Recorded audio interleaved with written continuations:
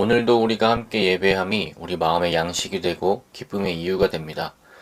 시편 1에서 4절 오늘 말씀 제가 읽도록 하겠습니다. 여호와여 어찌하여 멀리 서시며 어찌하여 환난 때에 숨으시나이까. 악한 자가 교만하여 가련한 자를 심히 압박하오니 그들이 자기가 베푼 꾀에 빠지게 하소서.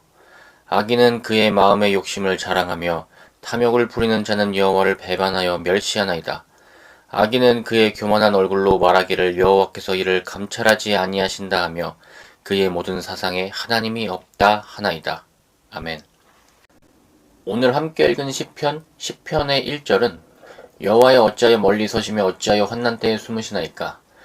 환난 때에 보이지 않는 하나님에 대한 원망 섞인 어떤 질문으로 시작하고 있습니다. 그리고 2절은 악한 자가 교만하여 가련한 자를 심히 압박하오니 그들이 자기가 베푼 꾀에 빠지게 하소서. 이 말씀까지 보면 저는 출애굽기에 바로가 생각납니다. 바로는 처음에는 자기의 의지로 이스라엘 백성을 출애굽시키지 않았습니다. 그런데 나중에는 하나님이 그의 마음에 들어가셔서 이스라엘 백성을 출애굽시키지 못하도록 하십니다. 출애굽기 10장 1에서 2절은 이렇게 말하고 있습니다. 여호와께서 모세에게 이르시되 바로에게로 들어가라. 내가 그의 마음과 그의 신하들의 마음을 완강하게 함은 나의 표징을 그들에게 보이기 위함이에요. 내게 내가 애굽에서 행한 일들 곧 내가 그들 가운데에서 행한 표징을 내 아들과 내 자손의 귀에 전하기 위함이라. 너희는 내가 여호와인 줄을 알리라. 아멘.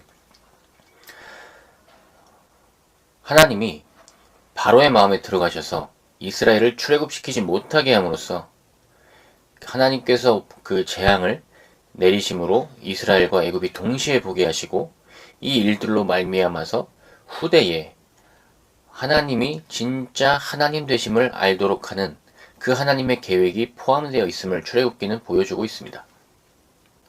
그래서 바로는 처음에는 버틸 수 있을 것 같은 재앙들을 겪는 것 같아서 자신의 고집을 계속 견고하게 지켰는지 모르겠지만 나중에는 결국 이 재앙은 자기가 견딜 수 없다는 것을 깨닫게 되는 시간이 옵니다.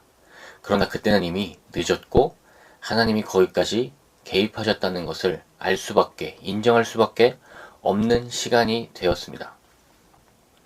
그래서 그 시간에는 마지막에는 이집트의 백성들마저 하나님을 두려워하게 되는 일이 일어났습니다. 그리고 이스라엘은 하나님의 계심을 확신하며 나아갈 수 있는 그런 시간들이 되었습니다. 그 고통의 시간들이 하나님이 어디 계신지 궁금해할 수 있는 그 시간들이 쌓여서 이분이 만군의 하나님이 우리와 함께 계시다는 고백을 하면서 나아갈 수 있게 된 겁니다. 참 이런 면들에서 보면 교만은 무섭습니다. 교만해서 일찍 돌아서지 않으면 어딘가에서 그 고통을 조금씩 쌓아가고 있는 것입니다. 이것이 참 무서운 겁니다. 제가 20대 때 들었던 말 중 가장 기억에 남는 것 중 하나가 이겁니다. 30대에 너무 성공하려 하지 말아라. 마음이 가벼워 쉬이 하늘에 닿는다. 가볍지 않도록 사랑하는 이와 함께 단단하게 묶어두라. 그리고 40대는 하나씩 잃어가고 50대에는 가진 것들을 소중하게 여기며 그것들을 잘 가꾸어라. 평생 그것과 함께 간다. 이런 이야기였습니다. 이 내용이 그때 참 와닿진 않았습니다. 왜냐하면 20대의 그 마음에는 너무 늦게 출발하라는 것처럼 보였습니다. 그렇게 천천히 가서 언제 도착해? 그런데 천천히 시간이 지나고 나서 보니까 인생, 하나님이 주신 인생 가벼운 걸음하지 말라는 충고였습니다. 일찍 잘 된다고 가벼운 걸음하지 말고 나중에 잘 된다고 가진 건 너무 당연하게 여기지 말라는 그런 충고라는 것을 30대 초반에 깨달았습니다. 그리고 그것이 하나님이 우리에게 요구하시는 겸손일 것입니다. 교만하면 내가 하는 게 괜찮아 보입니다. 그게 사실 문제입니다. 그리고 다른 사람의 희생의 부분에 있어서 그것을 좀 쉽게 여깁니다. 반면에 겸손하면 내가 하는 일들이 조심스럽습니다. 그리고 다른 이들의 희생을 무겁게 생각합니다. 성경은 약자가 살아남을 세상이 정의로운 세상이라고 말하고 있습니다. 그렇다면 여기에는 반드시 겸손이 어울립니다. 모든 걸음에 우리가 무게를 실을 줄 알아야 되고 사랑하는 이들 옆에 내 마음을 묶어둘 줄 알아야 합니다. 오늘 시인은 그럼에도 불구하고 해결해야 되는 마음의 문제가 있었습니다. 이런 교만의 문제들, 악인의 문제들, 이런 것들을 넘어서서 이들이 도대체 왜 잘 되는 것인지에 대한 이유입니다. 이것은 정말 어려운 질문입니다. 하나님은 과연 왜 이런 고난 속에 우리를 두시고 그것을 넘어서 왜 불공정함을 허락하실까? 왜 악인들이 계속해서 잘 될까? 이런 질문들입니다. 그래서 저도 이런 질문이 나오면 자료를 찾는데, 자료를 찾다가 오늘은 예레미야 12장 5, 6절을 말씀드려야겠다는 생각을 했습니다.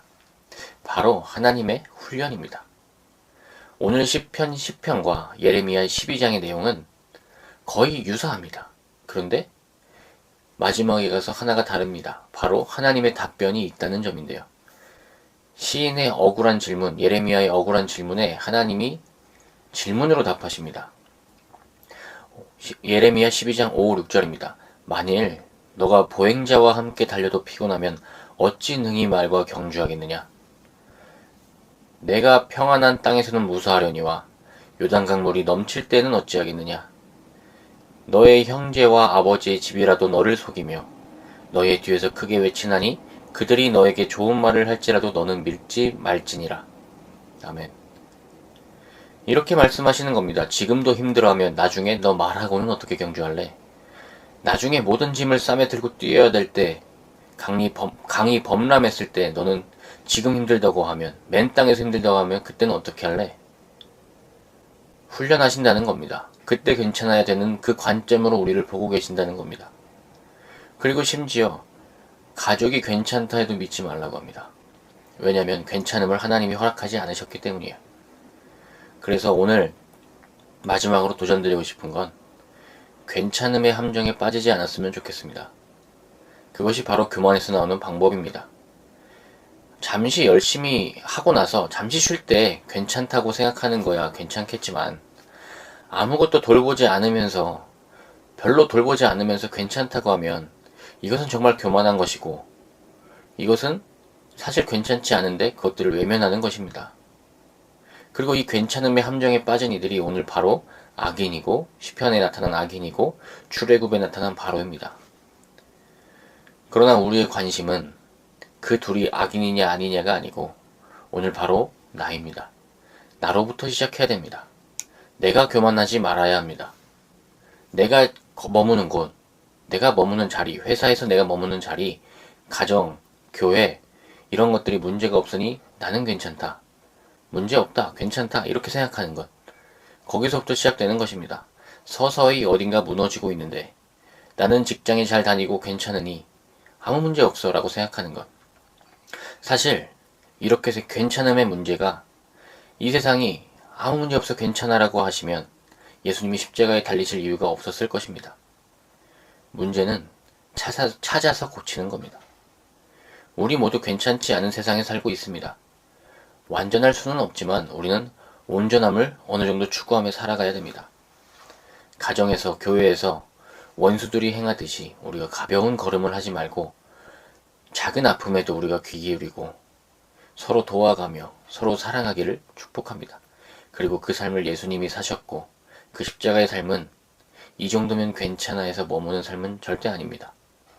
우리가 교만하지 않고 어떤 것에 하나하나에 괜찮지 않음을 우리가 발견해 가면서 하나하나 고쳐가면서 사는 것, 그것이 하나님이 우리에게 원하는 겸손의 삶이 아닐까 생각합니다. 기도하겠습니다. 하나님 감사합니다. 우리는 괜찮지 않은 세상에 태어나 괜찮지 않은 세상에 어떤 조율에서 살고 있는 것 같을 때가 많습니다. 그러나 그럼에도 불구하고 나는 잘 살고 있고 나는 괜찮다고 생각하는 그 오류를 범하지 않게 원하는 것은 교만하지 않게 원하기 때문입니다. 고장난 시계처럼 지금은 맞아 보여도 나중에 맞지 않는 시계가 되지 않도록 우리의 마음을 단련할 수 있도록 단단히 우리 마음을 지켜주시고, 주님, 우리가 말과 경주할 수 있을 만큼 성장하도록 우리가 이 세상에 허락된, 나에게 허락된 그 시험들을 하나하나 이겨나갈 수 있도록 우리의 마음을 단련하여 주옵소서. 감사합니다. 예수님의 이름으로 기도드립니다. 아멘. 오늘도 주님 안에서 겸손으로 승리하시기를 축복합니다. 감사합니다.